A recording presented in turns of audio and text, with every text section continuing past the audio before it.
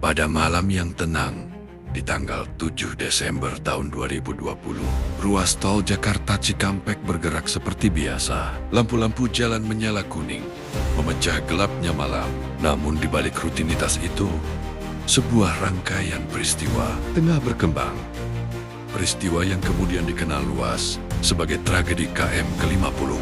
Kisah ini bermula dari perjalanan rombongan pengawal Habib Rizik Syihab. Malam itu, menurut keterangan pihak terkait, 2 kendaraan yang berisi para laskar melakukan perjalanan menuju arah Karawang. Di sisi lain, aparat kepolisian sedang menjalankan tugas penindakan dan penyelidikan terkait dugaan pelanggaran protokol kesehatan.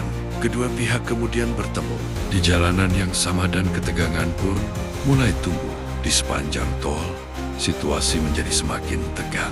Versi kejadian berbeda-beda datang dari berbagai pihak. Namun, yang pasti, sebuah insiden kontak antara aparat dan para laskar terjadi. Kejar-kejaran, manuver kendaraan, dan suasana panik menggema di jalan bebas hambatan itu. Malam yang sunyi berubah menjadi panggung dari sebuah peristiwa yang tak seorang pun pernah berharap terjadi. Lalu, di titik kilometer 50, peristiwa itu mencapai puncaknya. Baku tembak disebut terjadi menurut keterangan aparat, sementara versi lain menyebut kejadian yang berbeda. Dalam hitungan menit, suasana berubah dari tegang menjadi tragis. 6 anggota laskar meninggal dunia. Setelah kejadian publik hempar, berita bergerak cepat, memenuhi layar televisi, media sosial, dan ruang-ruang diskusi.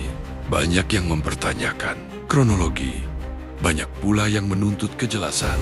Pemerintah, lembaga negara, dan organisasi hak asasi manusia ikut turun tangan melakukan penyelidikan dan pengawasan. Setiap temuan, setiap laporan menjadi bagian dari upaya mencari kebenaran. Di tengah hiruk-pikuk itu, keluarga korban merasakan duka yang mendalam. Mereka kehilangan anak, saudara, dan kerabat. Di sisi lain, aparat negara berada di bawah sorotan tajam, diminta menjelaskan setiap tindakan dan setiap keputusan yang diambil malam itu. Tragedi ini bukan hanya peristiwa hukum. Ia menggali peristiwa sosial yang menyentuh perasaan banyak orang, menggalirkan diskusi panjang tentang keadilan, prosedur, dan hak hidup. Proses hukum pun berjalan. Beberapa anggota kepolisian ditetapkan sebagai tersangka, meski kemudian dinyatakan gugur karena meninggal dunia dalam kecelakaan. Lembaga-lembaga negara sempat merilis laporan, sebagian mengkritik, sebagian memberikan catatan. Namun pada akhirnya, peristiwa KM ke-50 tetap meninggalkan banyak tanya bagi sebagian masyarakat. Ia menjadi catatan kelam yang membekas dalam perjalanan hukum dan sosial Indonesia. Malam itu di tol, hanya segelintir orang yang benar-benar menyaksikan kejadian sebenarnya. Namun dampaknya menyentuh jutaan.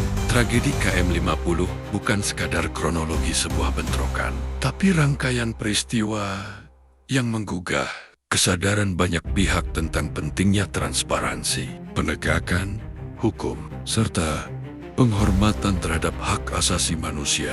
Hingga kini, setiap kali nama KM50 disebut, yang muncul bukan hanya angka pada penanda jalan, melainkan kenangan tentang sebuah malam yang mengubah wajah diskusi publik di Indonesia. Sebuah tragedi yang mengingatkan bahwa nyawa manusia adalah hal yang tidak bisa tergantikan